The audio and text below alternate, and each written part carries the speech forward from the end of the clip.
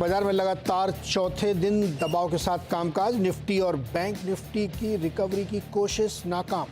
Nifty intraday में 22,200 के नीचे आया। सरकारी कंपनियों में आज थोड़ी रिकवरी। निफ्टी पीएससी इंडेक्स करीब 2% ऊपर, 5% उछले आरईसी और पीएफसी। वहीं मेटल शेयर्स में खरीदारी, लेकिन फार्मा और आईटी में आज दबाव।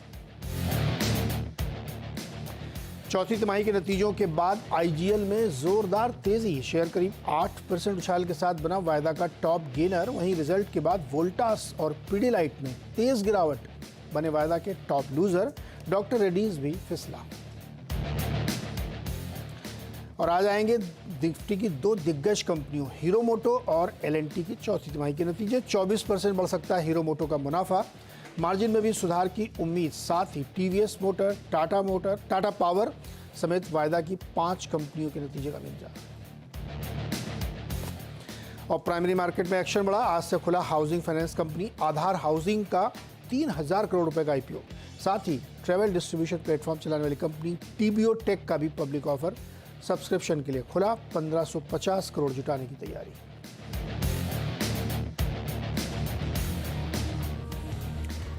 तो बाजार की कोशिश जो थी वो नाकाम हुई।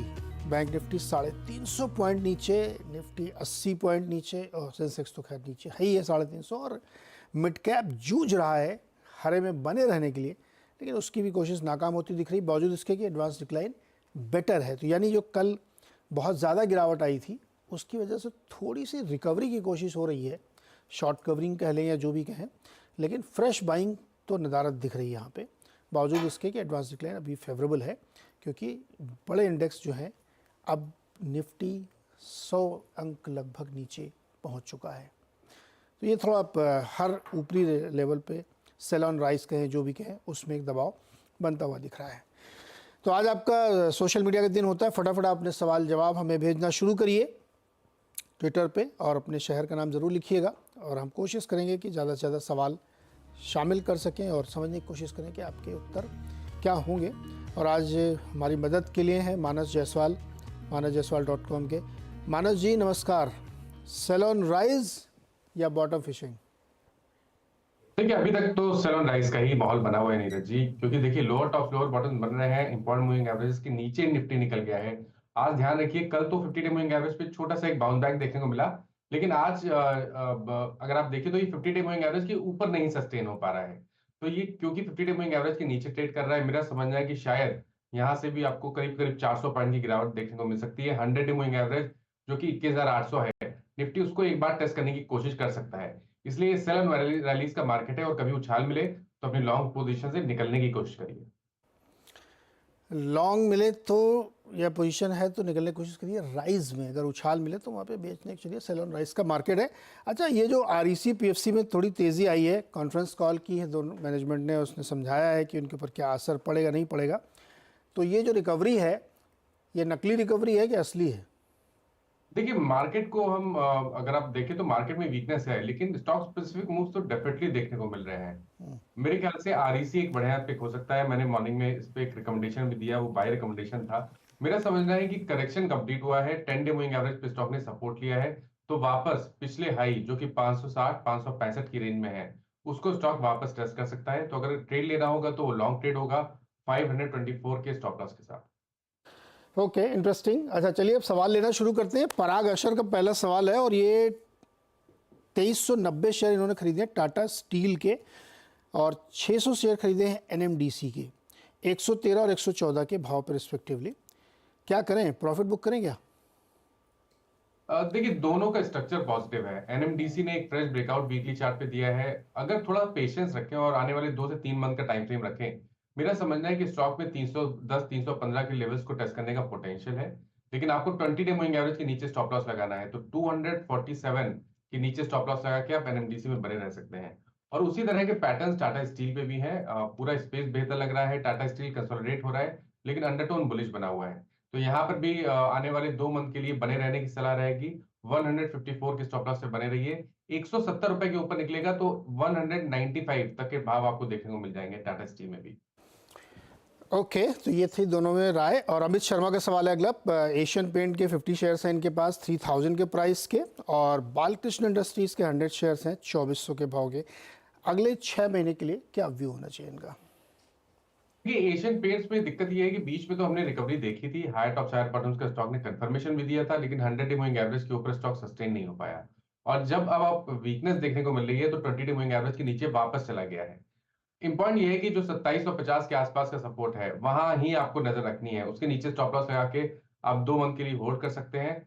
स्ट्रेंथ तभी आएगी जब स्टॉक 2950 के ऊपर सस्टेन करना शुरू होगा, ट्रेड करना शुरू होगा। बालकृष्ण इंडस्ट्रीज में तो ट्रेंड पॉजिटिव है, हाई टॉप शायर बॉटम का ट्रेंड है, 20 मूविंग एवरेज के ऊपर ट्रेड कर रहा है। मेरे ख्याल से यहाँ पर अगर 2 मंथ का टाइम फ्रेम है तो 2360 के स्टॉप लॉस से आप बने रह सकते हैं। आई थिंक स्टॉक में पोटेंशियल 2625 के लेवल्स को टेस्ट करने का है। Okay, interesting. अच्छा, डिफेंस में एक सवाल आया हरकेश का, भारत डायनेमिक्स और एक दूसरा पीएफसी जो भी हम लोगों ने चर्चा भी की है। लार्जली जानना चाहते हैं क्या पीएसयू को इस वक्त जहाँ पे नरमी दिख रही खरीद के पोर्टफोलियो में रखना चाहिए क्या, या अगर पहले से है हायर प्राइस पे तो एग्जिट करना चाहिए? मेरे ख्याल से अब उस तरह का मूव आपको पीएसयू में देखने को नहीं मिलेगा जिस तरह का पीएसयू में मूव हमने पिछले 6 महीने में देखा। उस तरह का शायद मूव नहीं एक्सपेक्ट करना चाहिए। लेकिन आप स्टॉक स्पेसिफिक ट्रेड ले सकते हैं, स्टॉक स्पेसिफिक खरीदारी कर सकते हैं, पोजीशन में बने रह सकते हैं। तो जहां पर टेक्निकली कोई प्रॉब्लम नहीं है, उनमें से एक बीडीएल भी है जो कंसोलिडेट हो रहा है, एक ब्लैक पैटर्न बन रहा है। 1700 रुपए के स्टॉप लॉस से आप पोजीशन में बने रहिए। आई थिंक यहाँ पर अगर नेक्स्ट मूव देखने को मिलेगा तो आपको शायद 2250 तक के स्तर भी देखने को मिल जाएंगे। तो 6 महीने के टाइम फ्रेम से बने रहिए 1650 के स्टॉप लॉस के साथ। क्या पीएसयू के लिए 4 जून का इंतजार करना चाहिए? बिल्कुल 4 जून का इंतजार करना चाहिए। ओके, 4 जून के बाद। और मैट्रिक्स नाम का ट्विटर हैंडल है और इन्होंने वरुण बेवरेजेस पर सवाल पूछा है, क्या करना चाहिए इस वक्त? देखिए वीबीएल में भी ट्रेंड तो मैं समझता हूँ पॉजिटिव है। कल डिसअपॉइंटमेंट हुआ था क्योंकि स्टॉक बिल्कुल से गिरा और 20 डे मूविंग एवरेज के नीचे फिसला, लेकिन उसके नीचे आपको फॉलो सेलिंग देखने को नहीं मिली है। आज रिकवरी में वापस स्टॉक 10 और 20 डे मूविंग एवरेज के ऊपर निकल गया है। तो वीकली चार्ट पॉजिटिव है, इसलिए मेरी राय में तो बने रहना चाहिए। अगर आप चाहें तो स्टॉप लॉस आपको 50 डे मूविंग एवरेज के नीचे 1420 के नीचे लगाना है। जब यहाँ पर ब्रेकआउट देखने को मिलेगा जी, ये जो कंसोलिडेशन है उसका ब्रेकआउट जब आपको 1530 के ऊपर देखने को मिलेगा तो कम से कम 200 रुपए का मूव आपको स्टॉक में देखने को मिल जाएगा। ओके, वरुण बेवरेजेस पे होल्ड करिए। और सारे एफएमसीजी चल रहा है, इसकी कहानी थोड़ी सी डिफरेंट है। मानो जी थोड़ा इंतजार करिए कि एक नया आईपीओ आया, जरा उस पर बातचीत करते हैं। आधार हाउसिंग फाइनेंस का आईपीओ आज से खुल गया है, 10 तारीख तक ये खुला रहेगा और कंपनी 3000 करोड़ रुपए रेस करेगी, जिसमें 2000 करोड़ का ओएफएस है और 1000 करोड़ का फ्रेश इशू होगा। कंपनी लो टिकट साइज़ के हाउसिंग लोन देती है, अक्रॉस द इंडिया है, लेकिन बेस यूपी कह सकते हैं आप। 300 से 315 का इशू प्राइस है और 10 रुपये का फेस वैल्यू रखा गया है। बातचीत करते इसी पे हमारे साथ कंपनी के एमडी एंड सीईओ ऋषि आनंद जी। ऋषि जी बहुत बहुत स्वागत है। सुप्रभात सर, गुड मॉर्निंग। तो बहुत ज़्यादा समय नहीं होगा इसलिए बहुत पॉइंटेड बात करते हैं जी। आपके मैंने देखे नंबर्स या फाइनेंशियलिस्ट में, तो एक चीज़ मुझे बताइए कि आपका एयूएम की जो रफ्तार है वो इस साल बहुत तेज़ी से बढ़ी है। जी रीज़न? सर ऐसा है, पिछले 3 साल से हमारी रफ्तार सिमिलर रही है, 20 to 25% ग्रोथ रही है यूएम पे। पिछले साल आप देखेंगे जहां हमारी आपको ग्रोथ 16% दिख रही है, वो 16% एक्चुअली इज 20% है। उसको मैं एक्सप्लेन करने की कोशिश करूंगा 1 मिनट में। अगर आपको मालूम हो तो एक गवर्नमेंट ऑफ इंडिया की स्कीम होती थी पीएमएवाई, प्रधानमंत्री आवास योजना सब्सिडी स्कीम। तो ऑन एन एवरेज हमको हर साल 250 करोड़ के आसपास की सब्सिडी आती थी जो हम कस्टमर्स को पास ऑन करते थे। अब 2022 में वो स्कीम खत्म हो गई और जो बैलेंस पेमेंट था हमको उस साल 750 करोड़ आया। 500 करोड़ एडिशनल का इम्पैक्ट है कि हमारा जो ग्रोथ है वो 20% से गिर के 16.5% पे आ गया।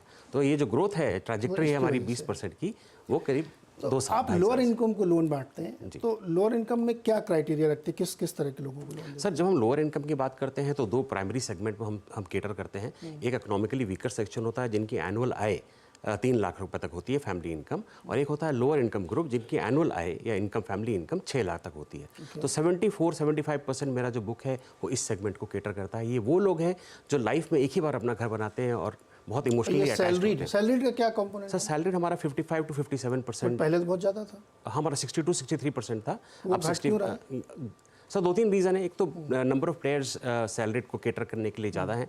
दूसरा आई थिंक रिक्वायरमेंट जो सेल्फ एम्प्लॉयड सेगमेंट से आ रही है वो ज़्यादा आ रही है। जो जैसे हमारे छोटे भाई वगैरह होते हैं जो किराना के स्टोर चला रहे हैं, जो सेल्फ एम्प्लॉयड हैं, ड्राइवर्स हैं, इन लोगों की रिक्वायरमेंट ज़्यादा आ रही है, तो हम उस तरफ हम केटर कर वो रहे हैं। उसमें थोड़ा रिस्क भी ज़्यादा है। सर रिस्क तो मैं नहीं बोलूँगा। अगर हम अब हमारा एनपीए नंबर्स देखें, जो हमारा रिस्क पैरामीटर होता है एसेट क्वालिटी, वो दोनों सेगमेंट में मोरलेस सिमिलर, 20 पैसे का 20 बिप्स का फ़र्क है दोनों में। बट रिस्क वेट एसेट्स तो आपका एज कम्पेयर टू AUM बढ़ रहा है धीरे धीरे। हाँ वो बढ़ रहा है सर। क्यों बट बढ़ रहा नहीं, रिस्क वेस्ट एसेट नहीं बढ़ रहा है। इनफैक्ट हमारा रिस्क वेटेज तो बाकी फाइनेंशियल सर्विसेज में by RBI given by RBI lowest possible 35% पे होता है, तो which is as per regulated risk weight compare. आपने रिस्क पे मीडियम सैलरीड सेल्फ एम्प्लॉयड पर रिस्क पे बोला, उसमें एक और पॉइंट मैं बोलना चाहूँगा कि भले ही हमारा रिस्क 20 पैसे 25 पैसे ज़्यादा होता है, बट हमारा ईल्ड जो आउटपुट है, रिस्क एडजस्टेड ईल्ड जिसको हम बोलते हैं, वो करीब मोटा मोटा लगा लिए 2.5 से 3% ज़्यादा होता है। तो रिस्क एडजस्टेड यील्ड हमारा ज़्यादा होता है सेल्फ एम्प्लॉयड सेगमेंट में। अच्छा, वही जो हम लोगों ने AUM में देखा, वही चीज़ मार्जिन में भी हम देख रहे हैं कि NIMs आपके जो है अचानक से बहुत बढ़ गए हैं। वो इसलिए क्योंकि आप ज़्यादातर नॉन सैलरीड वाले को दे रहे हैं, किराना वाले को दे रहे हैं, इस वजह से क्योंकि वहाँ पे थोड़ा प्राइसिंग दूसरी होगी। जी नहीं, 2-3 चीज़ें हुई हैं। अगर आप निम्स हाई निम्स देख रहे हैं, NIMs basically major factor of NIMs हमारा स्प्रेड्स होता है। अगर आप स्प्रेड देखेंगे हमारा, तो 5.4 से लेके हमने जो क्लोज़ किया है 9 मंथ्स दिसंबर 23 में, वो हमने 6% स्प्रेड पे क्लोज़ किया है, जो कि एक मेजर कॉन्ट्रीब्यूटर होता है निम का। उसका रीज़न ये है कि पिछले साल में जब RBI बैंक्स ने जब रेट्स बढ़ाए, तो हमारा क्योंकि 83% जो पोर्टफोलियो है फ्लोटिंग है, हम वो पास ऑन कर देते हैं कस्टमर को, जो भी हमारा इंक्रीमेंटल कॉस्ट में यील्ड इंक्रीज होता है। हमने Q1 में वो पास कर दिया कस्टमर्स को 1.25% तक, लेकिन हमको जो कॉस्ट में इंक्रीज आया 1 क्वार्टर लेट आया है। तो आप देखेंगे हमारा स्प्रेड उस साल का 6% पे है, जो एक मेजर कॉन्ट्रीब्यूटर है हायर। अभी आपका कॉस्ट ऑफ फंड कितना है? अभी हमारा हमने जो 9 मंथ में क्लोज किया है 8%, which is lowest in this segment. which is lowest in the segment because we borrow long term, we have a proper mix of various, हम 3-4 जगह से बोरिंग करते हैं। जैसे नेशनल हाउसिंग बैंक हमारा जो रेगुलेटर भी है, हमें रिफाइनेंस देता है, वो हमारा करीब 25% हमारा पोर्टफोलियो है बोरिंग साइड पे। हम NCD से about 18 to 20% बोरिंग करते हैं, बाकी हम बैंक से करते हैं। तो मिक्स हमने प्रॉपर मेंटेन किया और लॉन्ग टर्म फंड्स लेते हैं सर। अच्छा, आपका चुनाव का यूपी से जरूर शुरू किया, लेकिन अब 20-22 राज्यों में फैल गए हैं आप जी, तो अब आगे कहाँ से ग्रोथ? सर यूपी हमारा बर्थ स्टेट था। 2010 में हमने यूपी से स्टार्ट किया था, उसके बाद बिहार, झारखंड, उड़ीसा, छत्तीसगढ़, हर जगह हम जाते गए। हम आज जैसे आपने सही बताया, हम 20 स्टेट्स में हैं, यूनियन टेरिटरीज में हैं। अब हम आगे क्या करें, कोई और स्टेट तो बची नहीं है हमारे पास, तो हम डीपर जाएंगे। अब इसका एग्जांपल आपको दूं, अगर हम राजस्थान का बात लें फॉर एग्जांपल, हम आज 46 ब्रांचेस हमारी राजस्थान में, बट ऐसी कई तालुका और स्मॉलर डिस्ट्रिक्ट्स जहां हम अवेलेबल नहीं है। तो हमने 5 और 6 बड़ी स्टेट्स को आइडेंटिफाई कर लिया जहां डीपर जाएंगे, जिसको हम अपनी डीपर इम्पैक्ट स्ट्रैटेजी बोलते हैं। इसमें आप ज़्यादा तजुर्बेकार हैं, बहुत सारी कंपनी हैं इस सेगमेंट में, जायंट से लेकर के छोटी छोटी भी हैं जो इसी सेगमेंट को कैटर करना चाहती है। तो इतना टफ कंपटीशन कैसे सस्टेन होगा? ये इस टफ कंपटीशन में इतनी ग्रोथ कैसे सस्टेन करेंगे आप? सर मैं पहले तो ये बताना चाहूँगा कि करीब 50 से 60 ऐसी कंपनीज जो इस सेगमेंट में ही फोकस करती हैं, जो EWS LIG ही करती हैं। बड़ी कंपनीज तो बहुत कुछ करती हैं, वो HNI कस्टमर भी करती है, LMI भी करती हैं, और थोड़ा ओवरलैप होता है हमारे सेगमेंट में। ओवरलैप की कोई प्रॉब्लम नहीं है। जैसे हम जहाँ हमारे फिगर्स आपने देखे ही, हम लार्जेस्ट हैं अपने सेगमेंट में। भले ही हमारा स्टार्ट बड़ा डिफिकल्ट हुआ था, बट हम लार्जेस्ट हैं अपने सेगमेंट में। और हमने over a period of time, जब हमारी बुक छोटी थी तो हम 30-35% ग्रो करा करते थे। अब हमारी बेस बहुत लार्ज है, 20,000 करोड़ की हमारी बुक है, तो हम 21% पे पिछले 3 साल से ग्रो कर रहे हैं। और ये हमारी डीपर इम्पैक्ट जो स्ट्रैटेजी है, जो हम अब deep with in the state जाना चाह रहे हैं, ये हमको हमारी एक्चुअल ग्रोथ देगी आगे जाकर। और इसमें सबसे बड़ा सपोर्ट आवास योजना का है। सर प्रधानमंत्री आवास योजना की जो एक स्कीम थी 2022 तक, इंटरिम बजट में फाइनेंस मिनिस्टर ने दोबारा अनाउंस किया है उस स्कीम को। तो हम चाहेंगे, बूस्टर है, बहुत बड़ा बूस्टर। अगर उसमें टिंकरिंग हुई तो दिक्कत, बहुत बड़ा बूस्टर है सर वो। अगर मेन बजट जुलाई में अगर उसमें हल्का उल्टा कुछ कर दिया तो दिक्कत। सर मैं आपको इस पर एक एग्जांपल देना चाहूँगा। ऐसे हमारे कई सेगमेंट में कस्टमर्स होते हैं जो कि इच्छा तो सब रखते हैं घर बनाने की, वो उनको हम बोलते हैं फेंस पे बैठे हुए हैं कस्टमर, ले या ना ले। जैसा ये बूस्टर मिलता है, मिलता नहीं है, तो वो आपके पास आता है। हाँ, हम जैसों के पास आते हैं और उनको तभी मिल पाता है। तो जब ये ऐसी स्कीम आती है जहाँ पे उनको 2.5 लाख रुपये, 10 लाख पे 2.5 लाख रुपये का उनको अगर सब्सिडी मिल रही है, मोटा 25% की सब्सिडी मिलती है, तो वो फेंस के इस तरफ आ जाते हैं और अपना एक शेल्टर बना पाते हैं। ओके, अच्छा, ब्लैकस्टोन इसका अभी तक का ओनर कह सकते हैं, प्रमोटर कह, जो भी कहें आप, जी, टर्म्स को भी यूज़ कर सकते हैं, अब वो बेच रहे हैं जी। कितना बेच रहे हो, क्यों बेच रहे हो? सर उनका करंट शेयर होल्डिंग जो है 98.7% है। 1.2% आईसीआईसीआई बैंक का है। लिस्टिंग उनको करनी थी, एक प्राइवेट इक्विटी है, एक फंड लाइफ होती है, लिस्टिंग करनी थी, लिस्टिंग हो रही है। 98.7 से ये 2000 के ओएफएस के बाद ये they will fall down to 75.8%। 75.8 मतलब मार्च हाँ, पे खड़ा हुआ वर्ड है। पे आ गया। और आईसीआईसीआई बैंक बिल्कुल नहीं बेच रहा है। आईसीआईसीआई बैंक इस पे पार्टिसिपेट नहीं कर रहा है। आपने कहा फंड लाइफ, क्या मतलब इसका? सर प्राइवेट इक्विटी एक फंड के थ्रू कब तक है इन्वेस्ट लाइफ करती है कंपनी। तो हमारा इनका फंड लाइफ 2030 तक है। तो अभी बहुत लंबा टेन्योर है सर। 6 साल है ना? 6 साल। 6 साल में क्या होगा? सर प्राइवेट इक्विटी का जो मॉडल होता है, 2 मॉडल होते हैं। एक तो मॉडल है कि फंड लाइफ है तो फंड लाइफ तक आपको एग्जिट करना होता है, और ऐसे भी एग्जांपल्स हैं between the private equity even in Blackstone जहां पे कि दूसरा फंड आके इस फंड को बाय ओवर कर लेता है। मोटे तौर पे ये continued- समझें कि 6 साल के अंदर ये ब्लैकस्टोन बिल्कुल निकल जाएगा। हाँ, जो फंड लाइफ का कॉन्सेप्ट तो यही तो होता ये है एक सर। ओवरहैंग बन जाएगा। सर इसमें क्या है, जब ये 70% और बेचना है 6 साल में। हाँ, जब ये 50% पे के पास पहुंचेंगे, अभी तो 76 पे आ जाएंगे, 50% के पास पहुंचेंगे तो ये एक बहुत वेल थॉट थ्रू स्ट्रैटेजी होगी। उसका रीज़न ये है कि हमको दोनों रेगुलेटर से अप्रूवल लेने पड़ेंगे। हमको जो 37 हमारे बैंक है जिससे हम बोरिंग करते हैं रॉ मटेरियल की, उनसे अप्रूवल लेने पड़ेंगे। तो it will be a long process and it has to be a very thought through process. It's so plus इसमें मैं एक और पॉइंट ऐड करना चाहूँगा, जो लॉक इन सेबी से हमारे को आईपीओ में है, ब्लैकस्टोन ने वॉलंटरीली उस लॉक इन को 6 महीने और बढ़ाया है to give comfort to the market. कि हम एडिशनल 6 महीने का लॉक इन कर रहे हैं तो हम बहुत जल्दी मार्केट में दोबारा नहीं आएंगे। पर नेट 2030 से तो बेचना ही है हमको। सर फंड लाइफ का कॉन्सेप्ट तो यही होता है। तो ये मुझे पूरी पढ़ के सिर्फ एक यही कंसर्न लग रहा है नेक्स्ट 6 इयर्स में 75। लेकिन सर ऐसा भी एग्जांपल है, जैसे मैंने बताया कि एक फंड चल रहा है और वो जब टुवर्ड्स द एंड आता है तो ऐसे भी मार्केट में एग्जांपल्स है कि नहीं, उन्हीं के एक और फंड टेक ओवर कर लेता है। If they find worth in this management, in this concept and business model, they would want to continue. So it can fall either way sir. Okay sir, बहुत बहुत शुक्रिया और बहुत शुभकामनाएं आपको इसके लिए। Thank you so आज much, से sir. खुला 10 मई तक खुला रहेगा जी, और हम लोग देखें कैसे इसकी शानदार लिस्टिंग होती है, क्या होता है। थैंक यू सो तो मच। ये था आधार हाउसिंग, छोटे टिकट साइज के होम लोन देती है कंपनी। बहुत बहुत शुक्रिया सर। Thank you.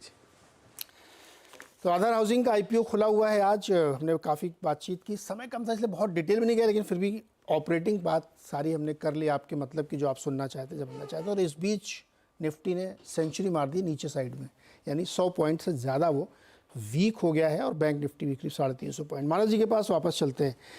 मानस जी, कल एफएमसीजी बहुत चल रहे थे, आज एफएमसीजी गिर रहे हैं। कोई है इसमें से आपके रडार पे जहाँ पे लॉन्ग या शॉर्ट बना सकते हैं आप? देखिए, पिछले 2 दिनों में अगर आप देखें तो बहुत सारे एफएमसीजी स्टॉक्स ने या तो ब्रेकआउट दिए हैं और या तो बहुत ही इंपॉर्टेंट लेवल्स को और पे रिवर्सल दिखाया है।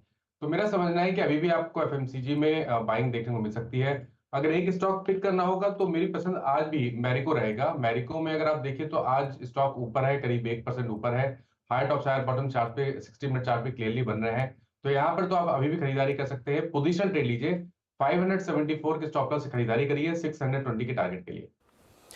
ओके, सतीश यादव ने सवाल भेजा है कनोरिया केमिकल्स पर, और इनके पास 800 शेयर है 135 के भाव पर। होल्ड करें या एग्जिट करें? फिलहाल अभी तो होल्ड करिए। देखिए, ट्रेंड तो बहुत क्लियर नहीं दिखता है, कंसोलिडेशन दिखता है, कोई मेन ट्रेंड नहीं दिखता है। बट क्योंकि स्टॉक 200 वीक मूविंग एवरेज पे लगातार सपोर्ट ले रहा है, इसलिए मेरा समझना है कि आप बने रह सकते हैं। 109 रुपए का स्टॉप लॉस लगाइए। अगर 125 126 के ऊपर ट्रेड करना शुरू करेगा तब तो आपको 145 रुपए तक के भाव भी स्टॉक में देखने को मिल जाएंगे। ओके, बीरेश्वर पॉल का सवाल है, ये जानना चाहते हैं कि क्या पिडीलाइट और एचएएल में ये एंट्री पॉइंट ठीक है अगर आज खरीदे कोई करे तो देखिए, पिडलाइट में नहीं, पिडलाइट में वेट करिए। पिडलाइट ने कुछ रिवर्सल के साइन दिखाए हैं, 50 और 100 मूविंग एवरेज के नीचे फिसला है। शायद यहाँ पर 2640 तक के भाव आपको देखने को मिल जाएंगे। तो पिडलाइट में खरीदारी नहीं करनी है। दूसरा स्टॉक एचएएल पूछा था आपने, एचएएल में आप चांस ले सकते हैं, क्योंकि देखिए एचएएल कोशिश कर रहा है 20 डे मूविंग एवरेज के ऊपर सस्टेन करने के लिए। तो करंट लेवल्स पे नहीं, अगर ये 3800 के ऊपर निकले, 3800 रुपए के ऊपर आपको खरीदारी करनी है। 2725 का उस केस में आपको स्टॉप लॉस लगाना है और फिर टारगेट आपको 3950 के सेट करना है। ओके, सरोज कुमार तिवारी एनटीपीसी पर सवाल पूछना चाहते हैं। 200 शेयर है 330 के भाव के। तो यहाँ पर बने रहने की कोशिश करनी है, क्योंकि अभी तक तो कोई दिक्कत नहीं लग रही है। हाई लेवल पे थोड़ा सेलिंग प्रेशर है, लेकिन 340 पे एक बहुत ही स्ट्रॉन्ग सपोर्ट है। तो 339 के स्टॉप लॉस से आप एनटीपीसी में बने रहिए। 360 रुपए के ऊपर 380 पहले और उसके बाद 395 तक के स्तर देखने को मिल सकते हैं। ओके, अरिंदम मजूमदार ने सेल के 200 शेयर ले रखे 125 के भाव पर, और पोजिशनल टारगेट क्या होगा इसका? Should I book partial profit now for? नहीं, मेरे हिसाब से बने रही है। जैसा मैंने पहले ही मेटल में बोला है कि मेटल में बहुत स्ट्रेंथ है मीडियम टर्म के हिसाब से। तो सेल में भी आप मीडियम टर्म के हिसाब से बने रहिए 134 रुपए के स्टॉप लॉस से कम 200 रुपए के टारगेट के लिए। कम से कम 200 के टारगेट के लिए सेल पे बन रही है, यहाँ से अच्छा खासा ऊपर जाने की संभावना है। विशाल दिवाकर गेल पर सवाल है इनका, 200 शेयर्स एट 197, इसका टारगेट क्या होगा पोजिशनल ट्रेड का? पोजिशनल की परिभाषा क्या है पहले तो ये तो सब लोग खाली पोजिशनल लिख रहे हैं, मतलब क्या है? देखिए, पोजीशनल सबके लिए अलग अलग हो सकता है। एक ट्रेडर के तौर पे पोजीशनल 2 या 3 दिन का भी हो सकता है। थोड़े से जो शॉर्ट टर्म ट्रेडर होते हैं उनके लिए 3 से 4 हफ्ते का समय हो सकता है। जो इन्वेस्टर होते हैं उनके लिए पोजीशन तो 1 साल 1.5 साल का भी हो सकता है। तो आई थिंक स्पेसिफाई कर दे तो बहुत अच्छा हो रहेगा, व्यू देना आसान हो जाएगा। अच्छा अच्छा, जो 1-2 महीने के लिए लेते हैं वो क्या होता है? तो देखिए, 1-2 महीने के हिसाब से अगर हम गेल पे देखें तो पैटर्न पॉजिटिव लगता है। मेरे ख्याल से यहाँ पर बने रहना चाहिए। 180 रुपए के स्टॉप लॉस से आप बने रहिए, ट्रेंड पॉजिटिव है और आप उम्मीद कर सकते हैं कि शायद आपको 220 से 230 तक की रेंज गेल दिखा सकता है। वरुण शुक्ला ने कल 22,300 का पुट खरीदा है 134 का। 22,300 का पुट खरीदा है तो आई थिंक स्ट्रेटेजी सही है, क्योंकि देखिए जब वीकनेस देखने को मिल रही हो, निफ्टी ने 20 डे मूविंग एवरेज को ब्रीच किया हो, अब 50 डे मूविंग एवरेज के नीचे ट्रेड कर रहा हो, तो बिल्कुल आप इस ऑप्शन में, पुट ऑप्शन में बने रहिए। अब देखिए, पोजिशनल बेसिस पे आपको एक स्टॉप लॉस लगाना है 22,350 रुपए के ऊपर। जब तक 22,350 के नीचे निफ्टी ट्रेड करता रहे, आप अपनी पोजीशन में बने रहिए। जैसा मैंने पहले मेंशन किया था कि शायद 100 डे मूविंग एवरेज जो कि 21,800 है, आने वाले समय में निफ्टी उसको टच कर सकता है। ओके, विकास कुमार जी के पास महिंद्रा एंड महिंद्रा फाइनेंस के शेयर हैं और 265 पे इन्होंने खरीदे हैं, यहाँ से क्या एक्सपेक्ट कर सकते हैं? देखिए, मेरा समझना ये है कि यहाँ पे स्ट्रक्चर वीक है। कोशिश की थी स्टॉक ने बाउंस बैक दिखाने की, लेकिन 20 डे मूविंग एवरेज के ऊपर सस्टेन नहीं हुआ और गिरावट में जो जिस दिन न्यूज आई थी उस बॉटम की भी नीचे ट्रेड कर रहा है। तो मेरे हिसाब से यहाँ पर आपको निकलने की कोशिश करनी चाहिए। कभी कोई उछाल मिले तो छोटे मोटे लॉस में निकल जाइए और अब खरीदारी 270 रुपए से पहले तो नहीं करनी। मानस एक थोड़ा इलिक्विड काउंटर होगा, भारत रसायन, दुबई से सवाल भेजा है पुनीत मल्होत्रा ने, 267 शेयर ले रखे हैं 8822 पर और इस वक्त चल रहा है भारत रसायन 9453 पर।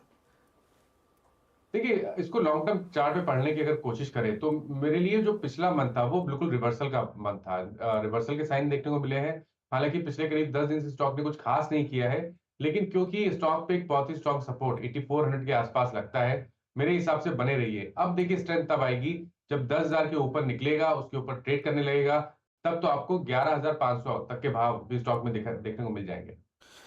और रोहित शाक्य ने 146 रुपए पर लेमन ट्री खरीद लिया है और इन्होंने स्विंग ट्रेड के लिए खरीदा। अभी ये स्विंग ट्रेड बताओ भाई क्या है, पोजिशनल बताओ, स्विंग क्या है? हाँ, तो देखिए, स्विंग ट्रेड के हिसाब से आप लेमन ट्री में बने रहिए। स्टॉक करेक्ट हुआ था कल, लेकिन सपोर्ट पे जो एक बहुत ही स्ट्रॉन्ग सपोर्ट है जो कि 10 डे मूविंग एवरेज है, वहीं पर स्टॉक ने सपोर्ट लिया है। तो 148 के स्टॉप लॉस से आप बने रहिए। आई थिंक एक बार ये 155 के ऊपर सस्टेन करेगा तो जो रीसेंट हाई है उसको ब्रेक करके 165 की तरफ जाने की कोशिश करेगा। मानस एक छोटा शेयर है पेनिनसुला लैंड, 16% ऊपर है आज। पिछले 2-3 दिनों में इसमें काफ़ी हरकत आई है, कुछ आपके रडार पे आया क्या ये? मैं नाम नहीं सुन पाया Neeraj ji. Peninsula land. Okay, तो देखिए, पेनिनसुला लैंड की जहां तक बात है, इसने तीन दिन पहले भी ऐसे ही मूव दिखाया था और देखिए ये दिखाने का रीजन ये है कि 200 डे मूविंग एवरेज के आसपास स्टॉक ट्रेड कर रहा था, गिरावट हो चुकी थी तो उसने बाउंस बैक दिखाया। आज के स्टॉक ने कंफर्मेशन दिया है हायर टॉप्स हायर बॉटम्स का। आई थिंक 70 रुपए तक के टारगेट्स आपको देखने को मिल सकते हैं। तो अगर आपने लॉन्ग पोजीशन बनाई हुई है तो बने रहिए, 57 रुपीज के नीचे स्टॉप लॉस लगाइए। मानस लखनऊ में आई होप कि अभी भी गर्मी बहुत पड़ रही होगी, लेकिन वोल्टास के नतीजे एकदम ठंडे हैं और हो गई पिटाई, स्टॉक गिर गया, क्या करें? देखिए, मेरे ख्याल से यहाँ पर कंप्लेंट नहीं होनी चाहिए, क्योंकि 1000 से 1500 तक की रैली थी तो एक छोटा सा करेक्शन देखने को मिला है और लॉन्ग टर्म चार्ट पे तो स्टॉक का स्ट्रक्चर अभी भी बहुत पॉजिटिव बना हुआ है। मेरे हिसाब से इन्वेस्टमेंट के हिसाब से 6 से 8 महीने का टाइम रखें तो इस गिरावट पे खरीदारी करनी चाहिए। स्टॉप लॉस बड़ा है, 1050 के नीचे आपको स्टॉप लॉस लगाने हैं, लेकिन 1700 रुपए तक के टारगेट्स पॉसिबल है आने वाले 1 साल में वोल्टास में। एक लास्ट क्वेश्चन, एक बच्चों की जो हॉस्पिटल चलाती है रेनबो मेडिकल, उसमें आज 7% गिरावट है, कल भी गिरा था, उससे पहले काफ़ी चला था। आपके रडार पे आया क्या रेनबो मेडिकल? नहीं, मैंने नहीं देखा स्टॉक का। ओके ओके, अच्छा छोड़िए इसको। सोनाटा सॉफ्ट पर नजर गई क्या, तगड़ी पिटाई है आज? तो देखिए सोनाटा सॉफ्टवेयर में लगातार गिरावट देखने को मिल रही है। 850 के आसपास के हाइस थे, उसके बाद देखिए अब लोअर टॉप लोअर बॉटम बन रहे हैं। 2 दिन पहले इंडिकेशन क्लियर हो गए थे जब स्टॉक ने अपने 200 डे मूविंग एवरेज को ब्रीच किया था, अपने पिछले लो के नीचे गया था, तभी आपको समझना चाहिए था कि स्टॉक वीक है। आज गैप डाउन है। अब आपको यहाँ पर फिलहाल के लिए खरीदारी नहीं करनी है। अगर आपको ट्रेड लेना भी है तो इंतजार करिए जब तक 590 रुपए के नीचे ट्रेड करता रहे, यहाँ पर खरीदारी ना करें। ओके मानव जी, बहुत बहुत शुक्रिया जानकारी देने के लिए और दर्शकों की मदद करने के लिए। इस बीच आप नीचे फ्लैश देख रहे होंगे, उसमें वित्त मंत्री की ओर से कई सारी बातें कही जा रही हैं। एक तो उन्होंने ये बताया कि सरकार का फोकस क्या है, साथ ही उन्होंने राहुल गांधी पर PSUs पे जो लगातार आरोप लगाते हैं उसको उन्होंने खारिज किया कि ये बेबुनियाद हैं। सरकार का फोकस कैपेक्स पे है। यूपीए सरकार में PSU को नज़रअंदाज किया गया था, इस सरकार ने PSUs पे बहुत फोकस किया है और स्टॉक प्राइस में दिखा है, नई जान आई है, कई सारी कंपनियों को रिवाइव किया गया है। ये बात उन्होंने अपने एक्स हैंडल के थ्रू कही है और उन्होंने कहा कि हमने PSU के प्रोफेशनल मैनेजमेंट पर जोर दिया है, यानी कंपनियों को ज़्यादा लिबर्टी दी गई है कामकाज करने की, उनके फैसले में अनावश्यक अड़ंगे नहीं लगाए गए और बहुत सारी कंपनियों को स्टेटस रत्न से महारत्न से नवरत्न ये सब चीज़ें बनाई गई हैं जिससे कि वो ज़्यादा फैसले ले सके। और सरकार का फोकस कैपिटल एक्सपेंडिचर पे है। आपको याद होगा 30% की राइस के साथ आज भी करीब 11 लाख करोड़ का कैपेक्स कंपनी सरकार कर रही है, जिसकी वजह से सड़क, पुल, मकान ये सब चीज़ें बनती हैं, बिल्डिंग्स बनती हैं जो कि कैपिटल एसेट्स कहलाती हैं। तो ये कुछ खबर थी जो हमने आपके साथ शेयर की। अब छोटा सा एक ब्रेक और ब्रेक के बाद आप देखिए खिलाड़ी नंबर 1।